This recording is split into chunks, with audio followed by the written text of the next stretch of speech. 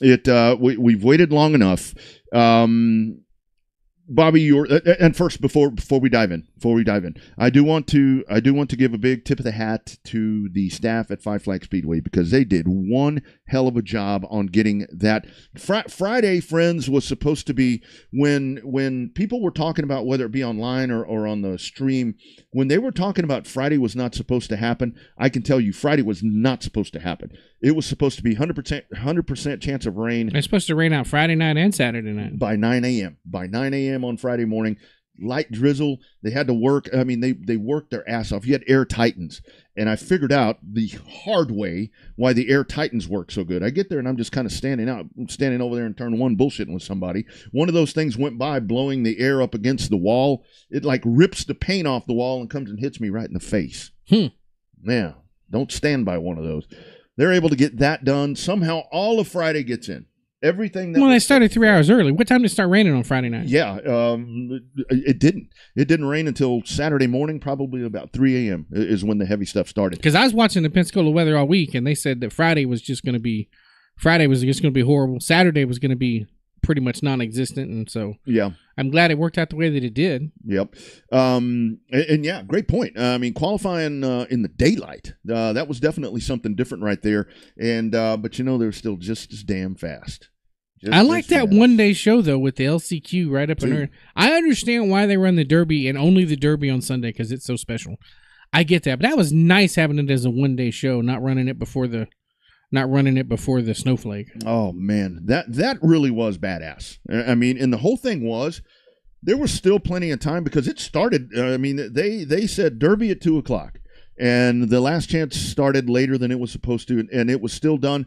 And they raced into the night. I thought that was pretty cool as well, because that's one of the things that I was monitoring on pit road is as it got later, the last 100 laps you had, it started getting dark and it started getting cold. So you were watching a lot of guys. You were watching a lot of guys that were doing air pressure changes throughout the whole deal, and it was really fascinating to watch all of the different things that were going on right there with strategy. And a good race, you tore up a bunch of shit. We'll talk to the most obvious one, but the wreck there with Noah Gragson, my goodness, dude, that was brutal. Looked brutal. I remember watching the replay. There was somebody's fender that was just hanging up in the air. Yeah, dude. And then it hung up in the air, 30 feet in the air, and just hung up there for a minute, and then it finally crashed down with the rest of the cars. It was just sitting there. I mean, it was just flapping around. You're exactly right, man. It's like, when is that thing going to come down? But I felt horrible for Noah Gragson for two reasons. I talked to him before the race, and I saw him on pit road, and he was like sitting there, chilled out, and the dude was asleep in a chair. And I'm thinking, okay, well, maybe that's how he prepares himself. Yeah, maybe that's Tim Richmond style. Yeah, maybe that's what he's doing. So kind of doing some other things, and then I walk up on him a little bit later on, and I'm like, dude, you ready to go? And he's like, Rodney, I feel horrible. He's like, I feel like shit. I mean, the dude had, I hope he didn't have the flu because I was talking directly to him, but he said he felt horrible. He said that the night before, and he was very clear. He's like, this is an illness. This is not hungover. It's a real illness. This is not anything else. And that dude probably would have felt better if he was hungover. Yeah, probably so. I mean, that dude was struggling throughout the pre-race. The guy, I think, would have rather have been anywhere else than there. And I started thinking about that because he was solidly there in the top 5, the top 10 for a good while until all hell broke loose right there. And it did, man. It destroyed a shit ton of race cars, man. Eric Jones, I was a little concerned about Eric Jones after that happened right there because he had the Sawalich car up underneath him. The way that worked out. What was the bigger wreck, the modified wreck or the Super Late Model wreck? Modified wreck was horrible, dude. The modified wreck, simply because the open wheel, whatever, and Caden Honeycutt. I've never seen him that pissed off before. I saw something there. Somebody rough luck for Caden Honeycutt. Definitely was that, but dude, the severity of that was one of those where he got popped in the door. And it sounded, the wrecks, it sounded like an explosion. Mm-hmm. Just a pop. That's what it sounded like. And it was so bad that it was one of those things. You know how people go ape shit at the Derby when you have a wreck like that? Dead silence. Silence. And it's like, my goodness, please come out of the car. Shit, I didn't expect him to come out of the car the way he did. And he was. That's the most pissed off I've seen him, maybe ever. Yeah. A hot minute for sure, but he was pissed. And he should be, because, and I mean, I don't know, and this may have been the thing with the Gregson thing as well, but in that race right there in the modifieds, you know, at the start, that car up on the outside went nowhere, man. Absolutely nowhere. It just sat there, and they piled up, and man, that was brutal. Brutal, Caden. Man. But he bounced back, and I think he wound up 9th yesterday. Top 10, yeah, top 10 yesterday. So a good run right there for him. Looked like Derek Thorne would be the man, but I mean, just too much Ty Majeski. I mean, that dude is just so good, isn't he? He's just been on a rail the last 4 or 5 years down there. I tell you, man. Because he actually should be a 3-time winner. I know. Because that first year you and I went, we thought he was going to win, and he got roughed up or something at the very end. Yeah. But I mean, he was kicking their ass all day that day on a rail, and then something happened. I want to say one of the Smith guys roughed him up, or Noah Gragson. I think that's when Noah Gragson roughed him up. Yeah. But yeah, they. I don't know, dude. It was fun until you had the two that you just knew they just there. How did our buddy Davidson say? Him and John Kelly used to have magnets. Old Greg Davidson and John Kelly. Those old boys right there, they definitely got magnets on those cars. Here it is, courtesy of our friends at Racing America. This is what went on right there. There they go. You watch it happening. There's contact. And what that video doesn't show is coming out of the corner, Nassie definitely steps out on him a little bit. And as they go down into the corner, it's like, holy smoke. I mean, to try to watch him go down in the corner and watching that live, you know it's coming. Oh, yeah. I mean, I was watching it on TV and knew it was coming. Yeah, you absolutely know it's coming as that's happening right there. And the thing is, I mean, they had raced extremely close all day long, and you just knew that it was going to come to a head right here. When you come down to the end of the Derby right there. What was that, less than 10 laps to go? Oh, 8 laps to go? Yeah, this was, I believe this was 8 laps to go. I mean, there it is right there. And was there some contact? Maybe. Did he take the air off him? I mean, I don't know. But around they went, and, of course, Nassie continued. I'm surprised Bubba didn't continue, because he would have started 6th or 7th, because there was only 6 or 7 cars on the lead lap. Yeah. The car could have continued. I think. I ran down there to kind of see what the heck was going on, and it was definitely in a place to where it could run. I mean, they had to do some work up on the right front to kind of take a look at what's going on there, but the damage wasn't substantial enough, I don't think, to where it was going to prohibit him to not be able to continue. Yeah. And we've got a shot right here that'll come up. This is the slow motion. Here they come out of the corner, and that right there is where you can't tell. Nassie goes up the racetrack. Bubba sticks the nose in right there.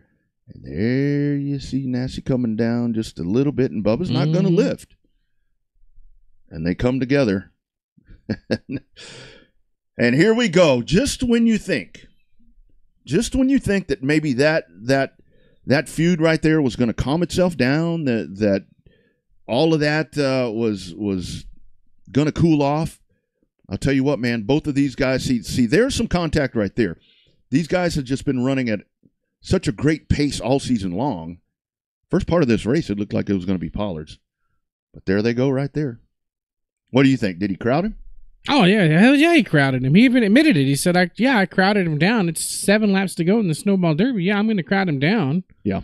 I don't think he expected Bubba to go in as far as he did, even though he's trying to crowd him. But I talked about the before that, the racing with Ty Majeski and Stephen Nassie. That was damn good for 8 laps.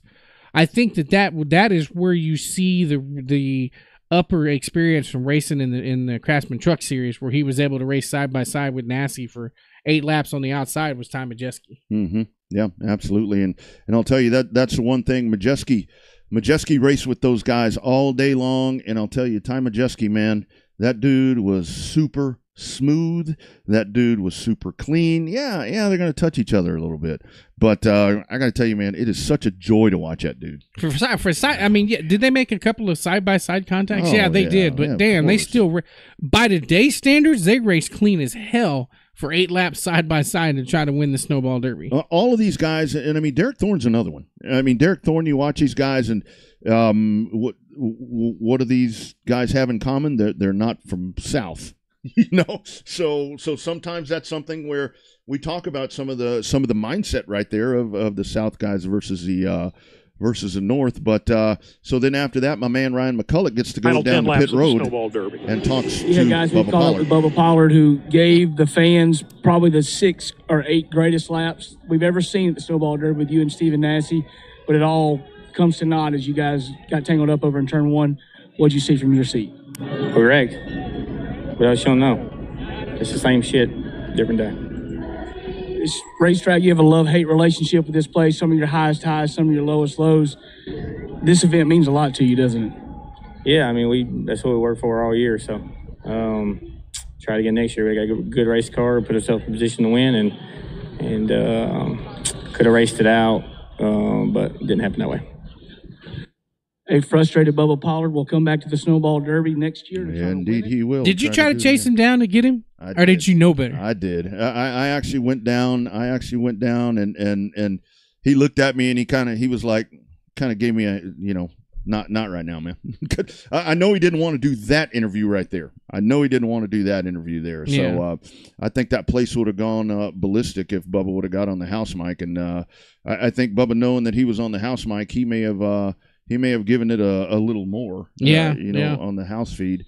So you had that, and then how about a quick listen from the other combatant? Again, all of this courtesy of Racing America. And I ain't going to sit here and lie, try to say I wasn't trying to crowd Bubba, and I'm sure he'll sit here and say, that he was trying to kind of get in the left rear to get me a little bit out of the track, and we're just racing to win, and I'm not super upset about it. I knew, kind of sitting there under that red flag, that it was either going to be checkers or wreckers, basically. And them guys had some fast cars behind me, and just unfortunate. I hate it for the both of us. Definitely don't want to end up with wreck race cars, but going for wins, it happens sometimes. You mentioned about fast cars. We talked last year after this race. You're on the front stretch, 36th to 3rd. But today, with that quality of cars, you, Majeski, Bubba, on and on and on. They knew you were here. You led the most laps. Heck of an effort for you and the Campy group. Yeah. Anthony Campy and the guys, Jimmy and all the guys, they just do such a good job in preparing these race cars. And, we kind of got lucky there qualifying in the top 10, and it was definitely much easier than having to pass 30-something cars. We had a very good race car all race, and definitely always stings a little bit more when you lead so many laps like that and fall a little bit short. But this is short track racing, the Snowball Derby, and anything can happen. You talk about short track racing. I want to talk to you too about that battle before all the craziness. You and Majeski side by side and just packed in there. That, from all of us watching, some of the best stuff we've seen. That was pretty awesome from here. How was it from your perspective? Yeah, I'll tell you, I didn't even think I was going to be able to clear him. He just kept getting such good drive off the corner. He definitely had me nervous. We got in there and we rubbed a little bit too, but at the end of the day, like I said, this is a Snowball Derby, and I'm sure there's no hard feelings there. Ty did a great job executing, and congrats to them. Just hopefully next year we can come back and maybe beat them. There you go. How about that right there, I man? appreciated the hell out of that interview from Nasse. Mm-hmm. No bullshit. It seemed like it was brutally honest. I didn't take any. Somebody said he was real arrogant. I didn't notice anything arrogant out of it. I just thought he was being authentic. Yeah. In terms of his, he was right. Yes, he's trying to crowd Bubba. Yes, Bubba's trying to take the air off that spoiler. That's exactly what happened. And they were just two guys go. I think it was more of a racing incident myself. I don't place blame one way or the other. Just because of the fact that it's two guys going for the exact same spot, going for $30,000 to win at the Snowball Derby. And it's not just that it's two dudes that racing for that. It's two dudes that have a history of doing that at that race. Let's not forget, was it 3 or 4 years ago when Nasse dumped Bubba coming out of turn number 4 for the flake? Yep. And they DQ'd Nasse, put him dead ass last. So that deal, I appreciated Nasse's honesty. I still want to get one of them hats. I want to get one of them 51 hats. The what?